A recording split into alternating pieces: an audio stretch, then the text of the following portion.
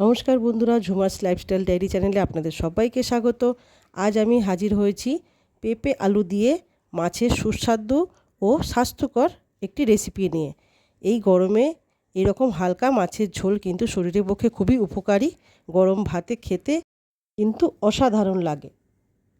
রেসিপিটির জন্য নিয়ে নিয়েছি এখানে 500 গ্রাম কাতলা মাছ ভালো করে ধুয়ে নিয়েছি এখানে ছোট একটা পেঁপে লম্বা করে কেটে নিয়েছি, আর নিয়ে নিয়েছি পেঁপের মতনই লম্বা লম্বা করে কেটে রাখা আলু। প্রথমে আমি মাছটাকে নুন, হলুদ আর সর্ষের তেল মাখিয়ে একটু রেখে কড়াইতে ভালো করে তেল গরম করে নেব। গরম করে নিয়ে মাছগুলোকে একে একে আমরা ভেজে নেব। এই মাছগুলোকে একটু কড়া করে ভাজবো।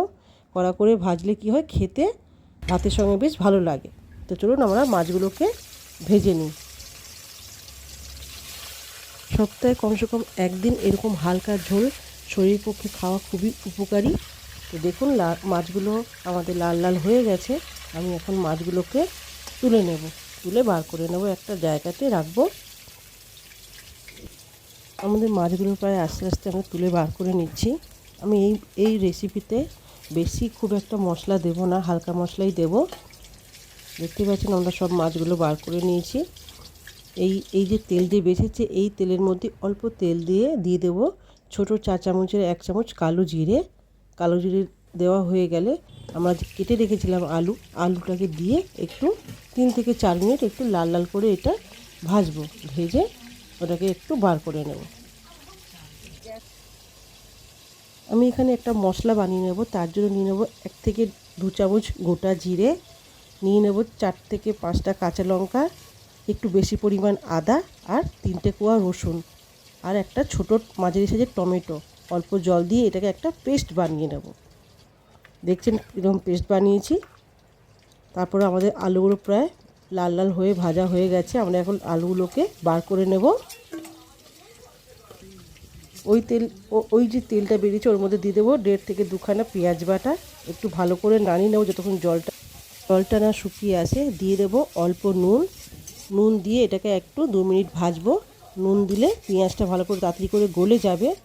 এখানে দিয়ে দেবো আমি বেটে রাখা মশলাটা, দিয়ে দেবো অল্প হলুদ গুঁড়ো, আর একটু রঙের জন্য দিয়ে দেবো কাশ্মীরি লঙ্কা গুঁড়ো। একটু ভালো করে কষিয়ে নিয়ে আমি এখানে পেঁপেটা একটু হালকা করে ভাপিয়ে নিয়েছি। দিয়ে দেবো পেঁপেটার সঙ্গে মশলাটাকে ভালো করে একটু কষাবো প্রায় 1 থেকে 2 মিনিট। কষানো হয়ে গেলে দিয়ে দেবো ভেজে রাখা আলু।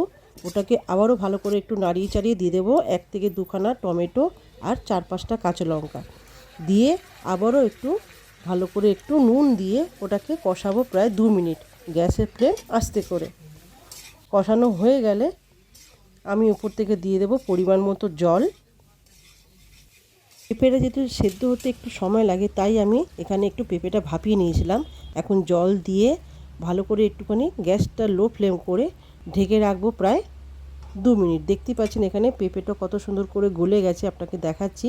আর আলুটাও কত সুন্দর করে মোমের মতো গলে গেছে। এই আলুগুলো লম্বা লম্বা ভাতের সঙ্গে খেতে দারুণ লাগে। এটা একটু ফুটে আসলে আমি দিয়ে দেবো মাছ ভাজাগুলো। ভালো করে দিয়ে একটু নাড়াচাড়া করে ঢেকে রাখবো। আপনারা এই রেসিপিটা ঘরে অবশ্যই ট্রাই করবেন, বানিয়ে খাবেন, আর আমাকে কমেন্টে জানাবেন আপনাদের এই রেসিপিটা কেমন লাগলো। সুস্বাদু একটা পুষ্টিকর হালকা মাছের ঝোল। দিয়ে দেবো এর মধ্যে 1 চামচ গরম মশলা, অল্প স্বাদ অনুসারে নুন দিয়ে ঢেকে রাখবো গ্যাসের ফ্লেম আস্তে করে। প্রায় 2 মিনিট হয়েই গেছে। দেখতেই পাচ্ছেন কত সুন্দর করে কালার, দেখতে সুন্দর লাগছে। এটা এখন রেডি হয়ে গেছে সার্ভ করার জন্য। আপনাদের সার্ভ করে দেখাচ্ছি। আলুগুলো দেখুন কত সুন্দর দেখতে লাগছে, গোটা গোটা রয়েছে। যেহেতু আমি লাল লাল করে ভেজেছিলাম, মাছগুলোকে সুন্দর করে সাজিয়ে দিচ্ছি। আশা করি আপনাদের এই রেসিপির ভিডিওটা ভালো লেগেছে। যদি ভালো লেগে থাকে লাইক, শেয়ার আর সাবস্ক্রাইব করার অনুরোধ রইল। থাকা বেল আইকনটাকেও প্রেস করবেন বন্ধু, নতুন নতুন রেসিপির ভিডিও দেখার জন্য। এতটাই। সুস্থ থাকুন, ভালো থাকুন।